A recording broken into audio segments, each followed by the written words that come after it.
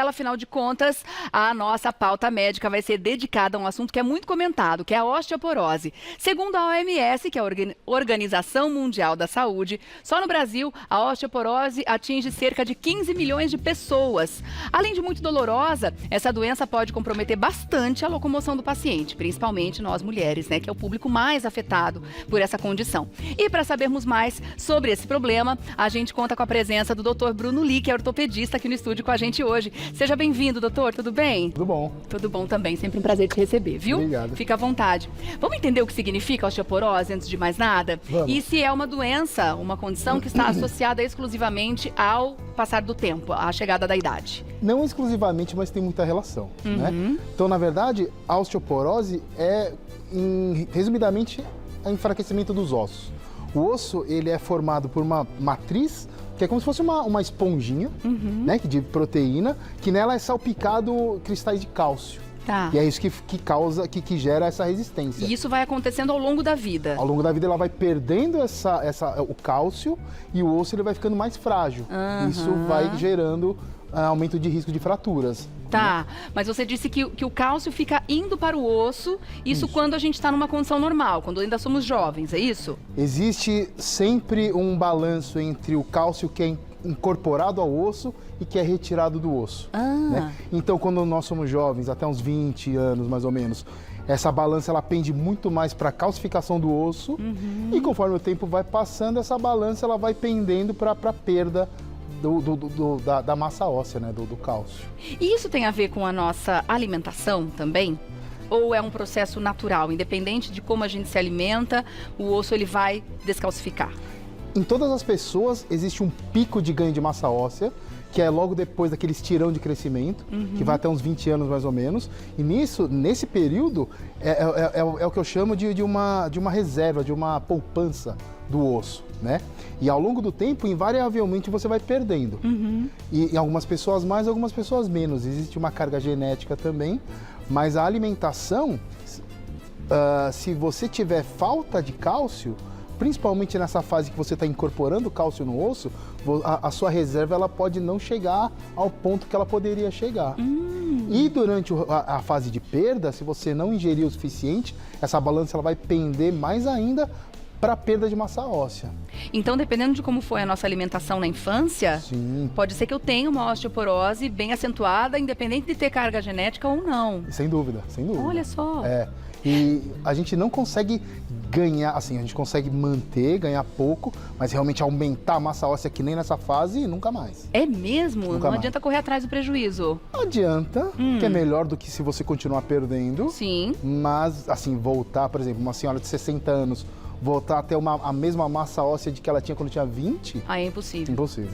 Vamos dar uma olhada aqui. Apareceu um esqueminha mostrando como acontece, o que acontece com o osso na osteoporose. Inclusive, eu quero entender, porque apareceu um termo novo aqui, que é a osteopenia. Queria saber qual é a diferença também entre a osteoporose e a osteopenia. A osteoporose e a osteopenia são médias. Então, como eles definiram isso? Eles fizeram um raio-x de uma série de pessoas e eles padronizaram o fêmur, né, o quadril e a coluna, e eles tiraram uma média. E aí eles pegaram as pessoas que tinham menos densidade óssea na imagem e correlacionaram com o grau com o número de fraturas que ocorriam. Então eles determinaram, a partir dessa perda de osso, o risco aumenta muito, vamos chamar de osteoporose.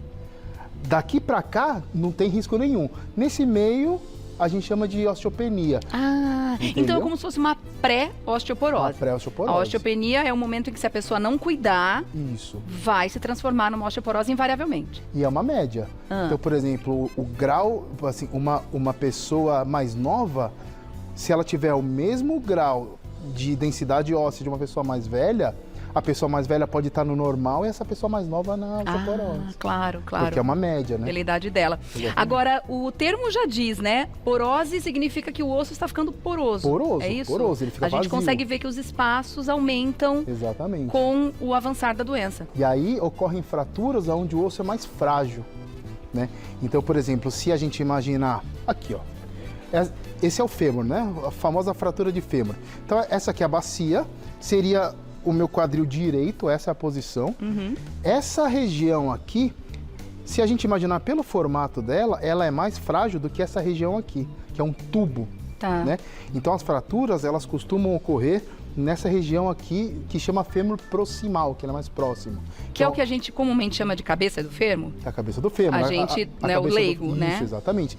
Então, as mais comuns são nessa altura que é a transtrochanteriana e nessa altura que é no colo do fêmur. Tá. Mas assim, Que é muito próximo da articulação. que é muito próximo da articulação. Por isso E que é tão complicado, E né? é uma fratura terrível, É. né? Porque geram muitas complicações, porque geralmente são pessoas que já não têm a saúde 100%, então pode ficar internada, acamada e tem complicações disso, né?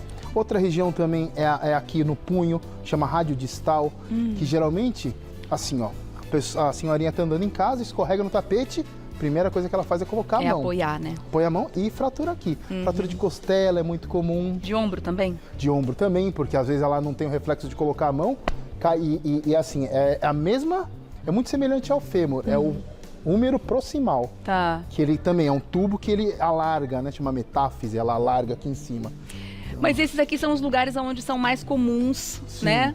As fraturas pela osteoporose, Sim. né? Quadril, punho e coluna também. Coluna, já ouviu falar, assim, meu pai é coreano, né? Ah. Então, ele contava pra mim que pra ele, quando ele veio de lá, quando ele era criança, ele achava que todo mundo que ficava velho ficava corcunda.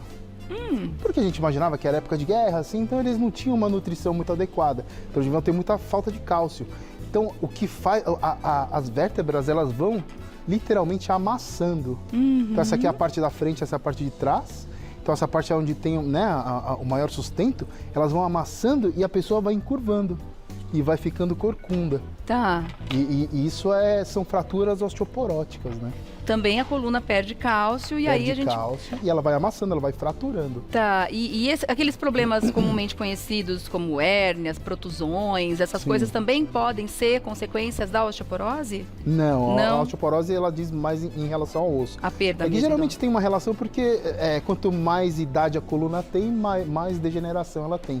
Tanto na parte óssea quanto nos discos, né? E por que as mulheres são as mais atingidas pela osteoporose? Hormônio. Eita, Hormônio, lá vem é. eles. Lá vem eles atazanar a nossa vida. A gente precisa Pois tanto é. deles, mas como fazem falta, né? Fazem falta. Quando eles começam a escassez de hormônio. E Que vê dureza. isso se intensifica depois da menopausa, né? Que é quando a taxa hormonal cai. Mas a absorção de cálcio fica comprometida também por causa dos hormônios? Sim. Ela tem uns balanços nesse ganho de cálcio e perda no osso, né?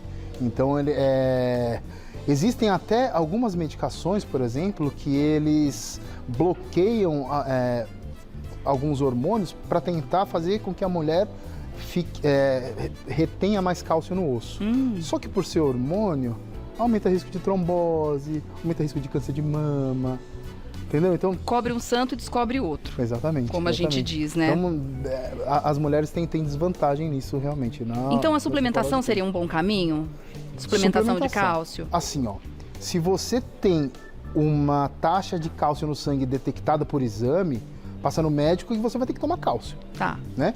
Suplementação. Se você tem uma taxa relativamente normal, dá para controlar com alimentação, né? Com derivados do leite, verduras também de verde escuras. O assim. gergelim é bem rico em cálcio também, Gergelim né? também, alguns grãos são, algumas sementes. Aham. Né? Mas assim, sempre tem que fazer um exame para ver se você não precisa realmente tomar a medicação. E o que garante que esse cálcio está sendo absorvido pelo osso? Porque a gente ouve falar, né? Ah, tô suplementando tal vitamina ou tal substância que o meu corpo precisa. Mas se tá faltando a outra vitamina, Exatamente. não vai adiantar nada porque o cálcio não vai entrar. Existe isso, né? Sim. Com o cálcio e a vitamina D, não Cálcio é? e vitamina D. Ah. Então você sempre colhe os dois juntos. Geralmente tem falta dos dois. E aí você acaba prescrevendo os dois juntos. E em alguns casos você prescreve alguma outra medicação também.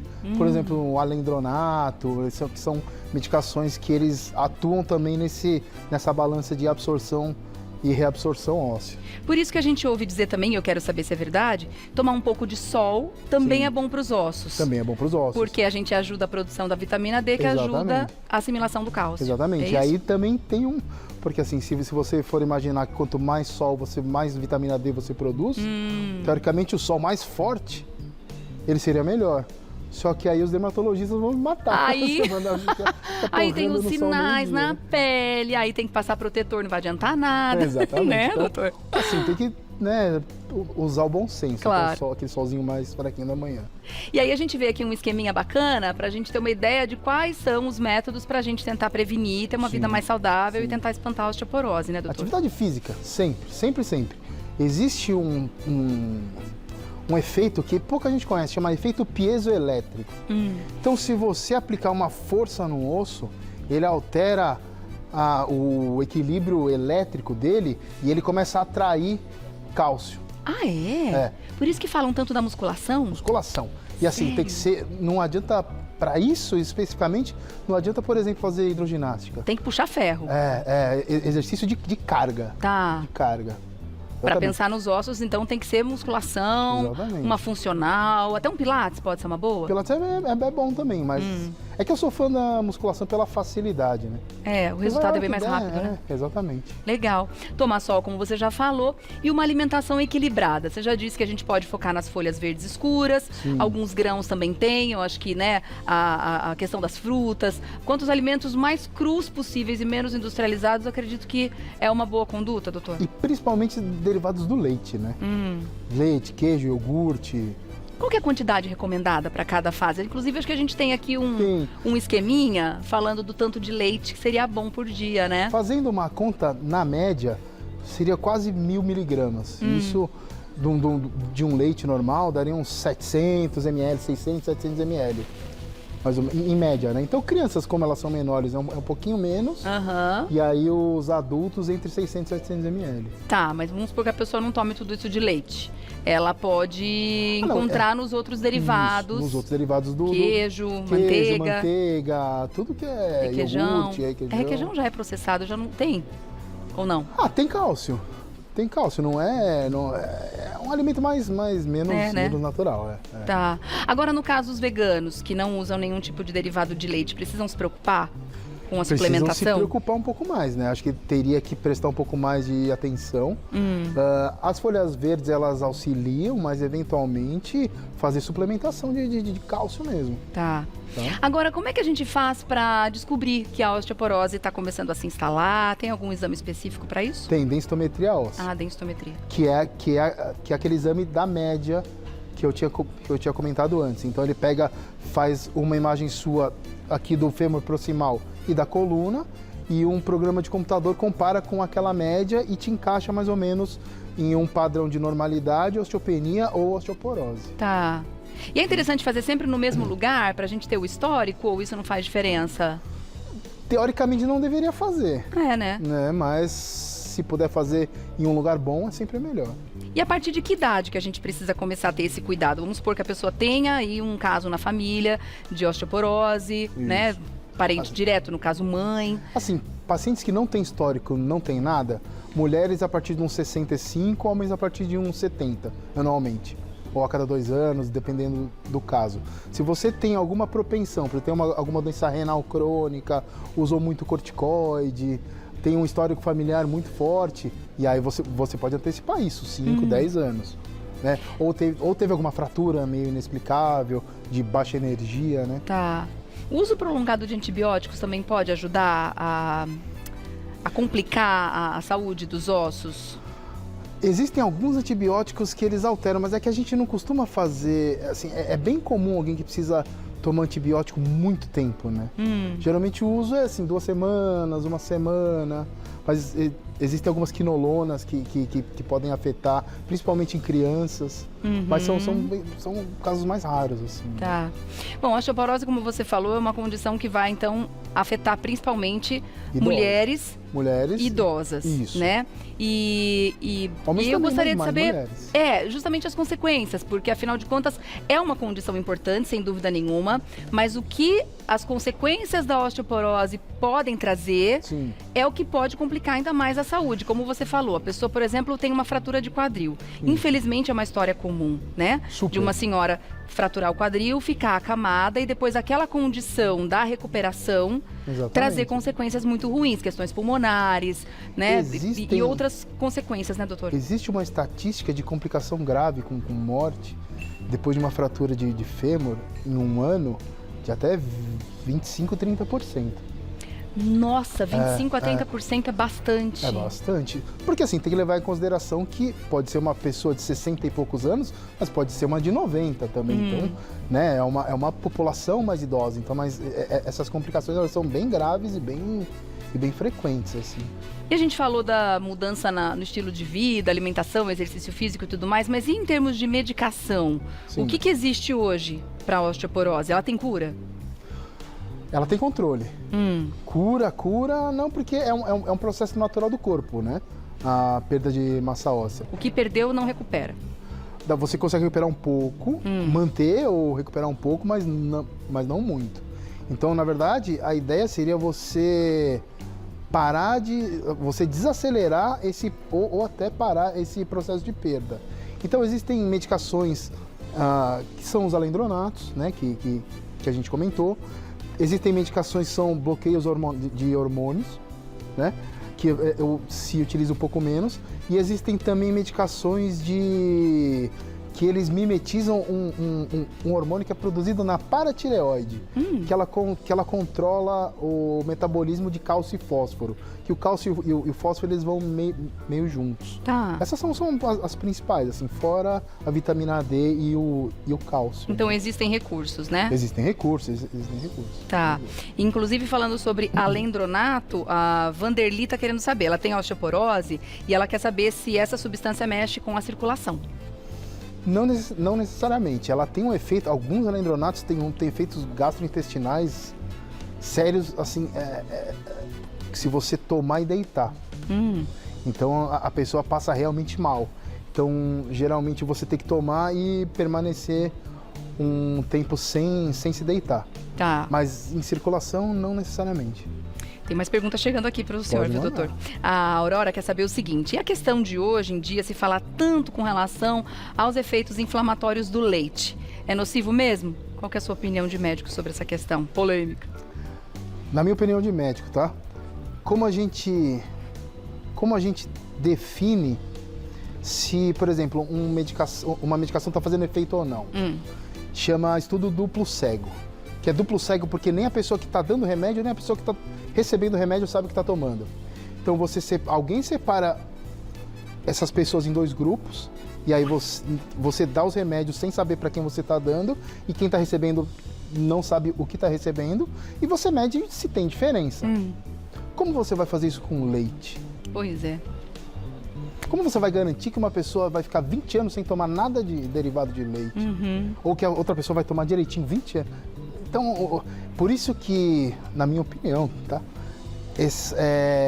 Tudo que é de alimentação é muito controverso. Uma hora ovo faz bem, uma hora ovo faz mal, uma hora tem que comer. Tem que tomar cuidado com essas ondas, né, que é vem. muito difícil fazer estudo controlado. Endemonizando comida, né? ou endeusando um alimento, Exatamente. né? Porque às vezes a gente passa a usar muito daquela substância, também pode fazer mal, né? Agora, Exatamente. sei lá, a cúrcuma é bola da vez, o magnésio. Sim. Tem que tomar cuidado também com essas Exatamente. substâncias, né? Assim, na minha concepção, a gente toma leite há 10 mil anos, né? Né? Faz tempo que a gente colocou a vaquinha para pastar ali, né? Exatamente. No nosso quintal. A Célia quer saber se o café é prejudicial para os ossos. Café não necessariamente. Não? Não. Tem algum alimento que seria ruim? A gente já ouviu falar, por exemplo, sobre os refrigerantes de cola, que podem descalcificar. É verdade? Existe, né, essa Aquela teoria. lenda que você colocar o ossinho de frango E dentro fica da... mole. É. Mas assim, pra você tomar Coca-Cola a ponto do seu sangue ficar próximo à Coca-Cola, é muita Coca-Cola, né? Acho que Entendi. Então, assim, existem coisas que na teoria fazem sentido, mas na prática não, Tá, né? entendi. É igual o adoçante. Já viu alguém emagrecer tomando adoçante? É, então. Pois é. Tem gente falando aqui sobre a musculação, né? O ruim da musculação, por exemplo, é a hernia de disco. Ela tem duas, ela tem medo. Mas existem, se for um exercício bem direcionado, eu acredito claro. que dá para ela fazer de uma forma bem mais protetiva. estacionária ali, né? Sem suportar muito peso. E fortalecendo devagarzinho a musculatura paravertebral também. Dá Tá pra fazer. Se tiver uma boa orientação, dá. Doutor, obrigada, viu? Foi legal, uma né? super aula, deu para entender bastante a respeito desse assunto, mas é claro que fica aberto aqui o espaço para o doutor Bruno voltar. Obrigada mesmo, Obrigado. viu? Pelas orientações. E enquanto isso, você vai lá no Instagram e começa a seguir @DrBrunoLi, @DrBrunoLi no Insta, tá bom? Para saber mais a respeito não só da osteoporose, mas também de outras questões aí.